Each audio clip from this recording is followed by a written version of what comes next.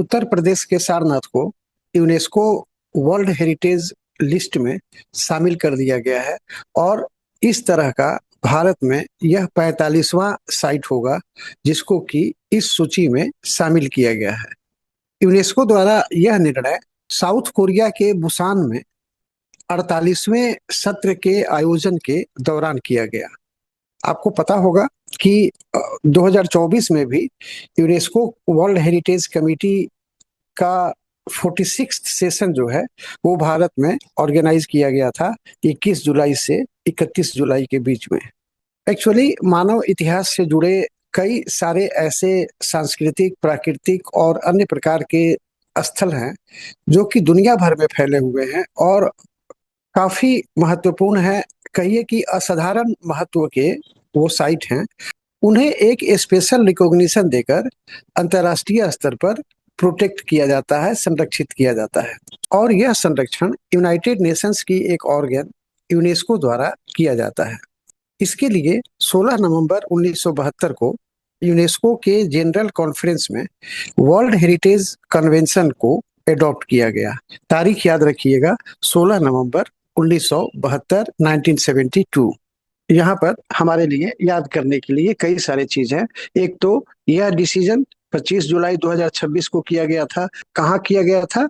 ये south Korea के Busan में किया गया था और यह 48वें सत्र में किया गया था, यानी कि वर्ल्ड हेरिटेज साइट कमेटी के 48th सेशन में किया गया था। ये जो 48th सेशन जो साउथ कोरिया में ऑर्गेनाइज किया गया है, इसमें टोटल 25 साइट्स को इस बार जोड़ा गया है। और इसी के साथ में अभी इसका जो total number of sites list में 1248 था, वो बढ़कर 1273 हो गया। तो ये आपका यहाँ पर एक फैक्ट है कि वर्ल्ड हेरिटेज लिस्ट में यूनेस्को का जो है उसमें टोटल नंबर ऑफ साइट्स कितने हो गए? 1273। और जो सारनाथ है वो भारत का 45th साइट है, यानी कि 44 पहले किए जा चुके थे और ये 45वां है। हालांकि इसको यूनाइटेड नेशंस के टेंटेटिव लिस्ट में 3 जुलाई 1998 को ही शामिल कर लिया गया था, लेकिन टेंटेटिव से जो परमानेंट लिस्टिंग है उसमें आने में इसको 28 वर्ष का समय लग गया। ऐसे तो हमने आपको बताया कि इस कन्वेंशन को 16 नवंबर 1972 को एडॉप्ट किया गया था। भारत इसमें 14 नवंबर 1977 को शामिल हुआ और 1983 में पहली बार भारत के 4 स्थलों अजंता, एलोरा, आगरा और ताजमहल को शामिल किया गया। और अब इस तरह से सारनाथ को मिलाकर 45 कुल स्थल हो गए हैं जो कि इस सूची में शामिल है। आप जानते हैं कि सारनाथ भगवान बुद्ध से जुड़े 4 महत्वपूर्ण और सबसे पवित्र स्थलों में से एक है। 3 अन्य को अगर देखा जाए तो ये लुम्बिनी, बोधगया और कुशीनगर है। सारनाथ बनारस से, जो उत्तर प्रदेश में है, वहां से 10 किलोमीटर नॉर्थ ईस्ट में स्थित है। ऐसे इसका जो प्राचीन नाम है वो मृगदाय था। मृगदाय जहाँ मृगों का जहाँ पर वास होता है। और ये सारनाथ जो कहा गया है ये इसीलिए कि सारंग यानी कि मृगों का जो राजा का जहाँ वास होता हो उस जगह को सारनाथ कहा गया है। ऐसे जैन धर्म में, जैन ग्रंथ में सारनाथ को सिंहपुर भी कहा गया है। सारनाथ काफी इम्पोर्टेंट प्लेस है और ये यहाँ पर अगर देखा जाए तो इसकी खुदाई में काफी महत्वपूर्ण रचनाएं हमको मिली हैं। इनमें इनके महत्व को आप इसी से समझ सकते हैं कि भारत का जो प्रतीक है, जो 3 लायंस है जिसमें कि 4 शेर हैं, एक के पीछे एक पीठ करके ऐसे बैठे हुए हैं, वो जो हमारा सिंबल है वो यही सारनाथ से लिया गया है, धामेक स्तूप से। तो इसका महत्व काफी ज्यादा है। ऐसे सबसे पहले अगर इसकी खुदाई देखा जाए तो ऐसे तो धर्मराज का स्तूप सबसे पहले इसकी खुदाई हुई थी, लेकिन अगर बाद में देखा जाए तो 1815 में जो मैकेंजी थे उन्होंने यहाँ एक्सकेवेशन किया और उसके बाद में 1835-36 में कनिंघम द्वारा किया गया।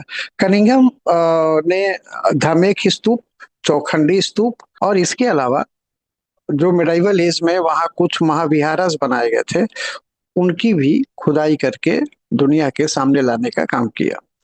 अ, धमेक स्तूप जो है वहां से नीचे में भी कई खुदाई की गई और कई प्रकार के इंस्क्रिप्शंस वहां से मिले हैं। कनिंघम के बाद यहाँ की खुदाई 1851-52 में मेजर किटोई द्वारा किया गया था और उसके बाद में एच बी ओर्टल जो है उन्होंने खुदाई करवाया और उनके नेतृत्व में जो खुदाई हुई थी उसी में अशोक स्तंभ मिला था, जो कि आज हमारा राष्ट्रीय प्रतीक है। वैसे सबसे बाद में जो खुदाई हुई वो जो जॉन मार्शल थे, एएसआई के डायरेक्टर जनरल, और बाद में D.R. साहनी, दयाराम साहनी द्वारा ये कराया गया था।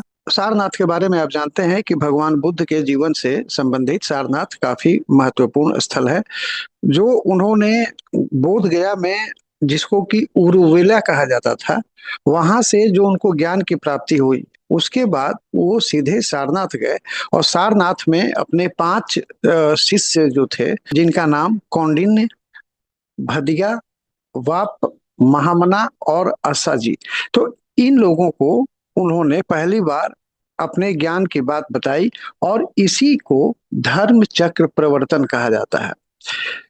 यहाँ से राष्ट्रीय प्रतीक तो हमको मिला ही मिला है। और यहाँ पर जो महत्वपूर्ण अगर देखा जाए जो स्तूपाज हैं, वो धर्मराजिका स्तूप, धामेक स्तूप, एक्चुअली धामेक स्तूप ही है जिसके किस साइट पर भगवान बुद्ध ने इन 5 को अपना उपदेश सुनाया था। उसके बाद चौखंडी स्तूप और मूल गंध कुटी विहार, ये सब वहाँ के प्रमुख रचनाएं हैं जो कि वहाँ पर बनाए गए थे। तो हमको लगता है कि आपने सारनाथ को यूनेस्को के वर्ल्ड हेरिटेज साइट लिस्ट में शामिल होने संबंधी कई महत्वपूर्ण इंफॉर्मेशंस पाया है और इस पर आप क्वेश्चन जो पूछा जाएगा आप इसको बना सकते हैं। Thank you.